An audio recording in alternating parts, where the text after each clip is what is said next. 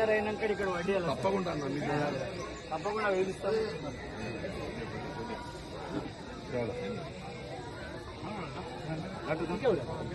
Okay ఇద్దరు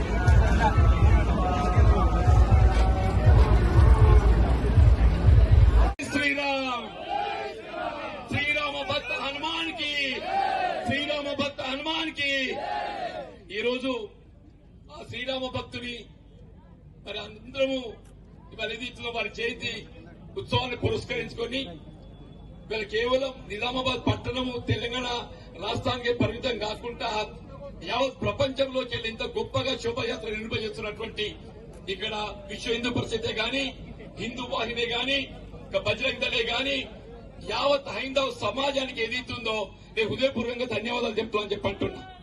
ఈ రోజు యావత్ సమాజానికి శ్రీరామచంద్ర ప్రభు ఏదైతుందో ఆదర్శమూర్తి అని చెప్పి అంటున్నా. వాస్తవంగా తండ్రి మాట చెవదాటని పుత్రుడు అంటే శ్రీరామచంద్ర ప్రభు అని చెప్పి అంటున్నా. ఏకపత్ని వ్రతుడు అంటే శ్రీరామచంద్ర ప్రభు అని చెప్పి అంటున్నా. ప్రజాస్వామ్యయుతంగా ప్రజాభిప్రాయాన్ని గౌరవించి పాలన చేసినటువంటి ఆదర్శమూర్తి శ్రీరామచంద్ర ప్రభు అని చెప్పి అంటున్నా. అటువంటి శ్రీరామచంద్ర ప్రభు మనకందరికీ ఆదర్శంగా నిలబడే విధంగా ఇవాళ ఏదైతుందో ఆ శ్రీరామచంద్ర ప్రభు భక్తులలో అగ్రగణ్యుడు ఎవరు అని చెప్పంటే ఆంజనేయ స్వామి అని చెప్పంటున్నాడు. ఆ ఆంజనేయ స్వామి అందరం కొలవడం అని చెప్పంటే మనలో ఆత్మవిశ్వాసాన్ని నింపుకోవడం అని చెప్పంటున్నాం. మనం చేపట్టబోయే ప్రతి కార్యక్రమం ఏదైతుందో జయప్రదంగా మరి నిర్వహింపబడాలని చెప్పంటే అందరము ఆంజనేయ స్వామిని కొలవడము సాధారణం చెప్పంటున్నాం. ఇవాళ నిజామాబాద్ ఈ పట్టణమే గాని ప్రాంతమే గాని శాంతి సౌభాగ్యాలకు ప్రత్యేకంగా చెప్పంటున్నా. ఈ ప్రాంతం ఉన్న రైతాంగమే గాని యువమిత్రులే గాని మా తల్లులు ఆడబిడ్డలే గాని అందరూ కూడా చెప్పంటారు. నేను ఆ శ్రీరామచంద్ర ప్రభు భక్తుడైనటువంటి ఆంజనేయ స్వామి మనకు ఆదర్శంగా నిలబడే విధంగా వారు ఏదైతే మనం చేపట్టబోయే ప్రతి కార్యక్రమం చేపదంగా నిర్వహింపబడే విధంగా మనకు ఒక ఆత్మవిశ్వాసాన్ని నింపాలని చెప్పని నేను సవినయంగా కోరుకుంటూ మరి ఇంత మంచి శోభాయాత్ర పాల్గొనే అవకాశం నాకు ఈ రోజు ఇక్కడ హైందవ సమాజం హిందూ సోదరులు హిందూ బంధువులు నాకు కల్పించడం నేను నిజంగా అదృష్టవంతుగా భావిస్తూ సెలవు తీసుకుంటున్నా. జై హనుమాన్. శ్రీరామచంద్ర భక్త హనుమాన్ కి శ్రీరామచంద్ర భక్త హనుమాన్ కి